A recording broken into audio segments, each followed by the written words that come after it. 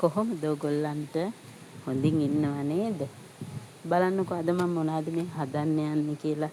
මේ තමයි බණ්ඩක්ක සලාදයක්. මේක මාරම රසයි. අපි බලමුද මේක හදාගන්නේ කොහොමද කියලා. එන්නකෝ එහෙනම්. බණ්ඩක්ක ටික තම්බ ගන්න පුළුවන් භාජනයක් අරන් ඒකට වතුර ටිකක් දාලා මම ඒක උතුරන්න තියනවා ලිපෙන්. මෙතන මං අරන් තිනවා බණ්ඩක්ක කරල් 6ක්. අපි 4 දිනකට ඇති වෙන්න තමයි මං අරන් තියෙන්නේ. ඕගොල්ලන්ට ඇති වෙන්න බලලා ගන්න. ලපටියේ වලින්ම ගන්න බලලා. ගොඩාක් රසයි එතකොට මේ සලාදේ. දැන් අපේ වතුර එක හොඳට උතුරනවා. මේ වෙලාවේ තමයි මම බණ්ඩක්ක ටික දාගන්නේ. මේක විනාඩි 2ක් 3ක් විතර තම්බ ගත්තාම ඇති. රයිස් කුකර් එකේ බත් එක උයා ගන්න ගමන් ස්ටීම් කරලා වුණත් මේ බණ්ඩක්ක ටික ගන්න පුළුවන්. බණ්ඩක්ක එක තැම්බෙන අතරේ මම ලෑස්ති කරගන්නවා අයිස් වතුර ටිකක්. බණ්ඩක්ක ටික තැම්බුණාට පස්සේ මේ අයිස් වතුර එකට තමයි දාගන්න ඕනේ. දැන් අපි බණ්ඩක්ක ටිකක් තැම්බිලා තියෙන්නේ. මම මේ අයිස් වතුර එකට දාගන්නවා.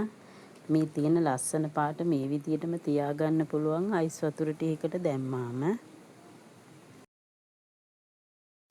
අපි බණ්ඩක්ක ටිකක් පැත්තකින් තියාගෙන මේ සලාදෙට මොනවද අවශ්‍ය කියලා බලමු. අවු මිරිස් කරලකුයි, තක්කාලි ගෙඩියකුයි, ලුණු ගෙඩියකුයි තමයි මම අරන් තියෙන්නේ. දැන් මේ ටික හීනියට කපා ගන්න ඕනේ ඔක්කොම. මට මෙතන පෙන්වන්න බැරි වුණා දෙයි බෑයකුත් ගන්න.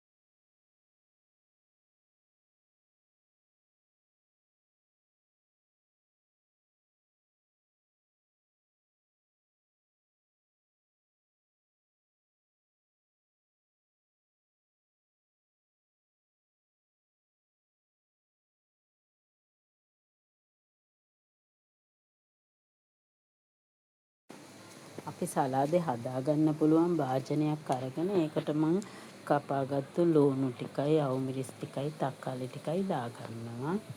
මම මේකටම දාගන්නවා ලුණු තේ හැඳි භාගයක්, ගම්බිරිස් කුඩු තේ හැඳි භාගයක්, දෙයි බෑයකුත් මිරික ගන්නවා. අනිවාර්යෙන් දෙයි බෑයක් දාන්න. දෙයි බෑයක් දැම්මොත් තමයි මේ සලාදේ ගොඩාක් රස. දාලා මං හොඳට කලවම් කරගන්නවා.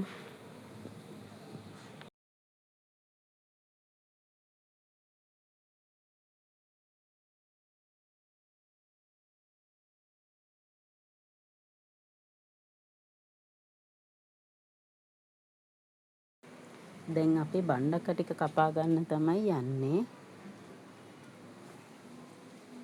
මම මේ විදිහට රවුම් හැටයට තමයි කපා ගන්නේ. ඔයගොල්ලන්ට කැමති විදිහකට කපා ගන්න පුළුවන්. මේ විදිහට පොඩියට කපා ගත්තාම රසයි.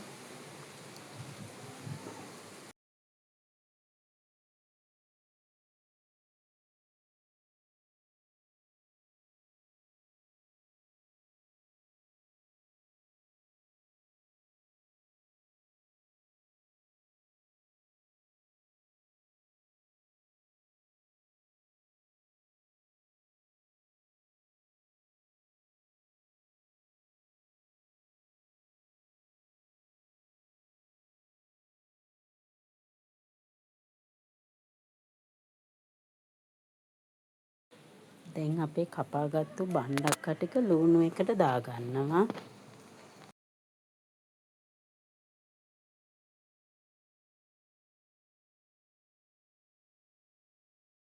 අපේ බණ්ඩක්ක ටික දැන් හොඳට කලවම් කරගන්න ඕනේ. මම හැන්දකින් කලවම් කරගන්නවා. බණ්ඩක්ක ටික පොඩි වෙන්නේ නැතුව යාන්තම් කලවම් කරාම ඇති.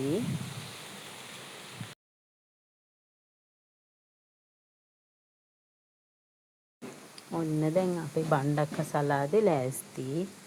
මේ වීඩියෝ එක ඔයාලා බැලුවා නම් හොඳයි කියලා හිතෙනවා නම් මාව සබ්ස්ක්‍රයිබ් කරලා ලයික් එකක් දාලා මගේ channel එකත් එක්ක එකතු වෙන්න කියලා මම ආදරෙන් ඔයාලගෙන් ඉල්ලනවා. එහෙනම් අපි ඊළඟ වීඩියෝ එකකින් හම්බ වෙමු. එතකන් ඔයාලා පරිස්සමින් ඉන්න.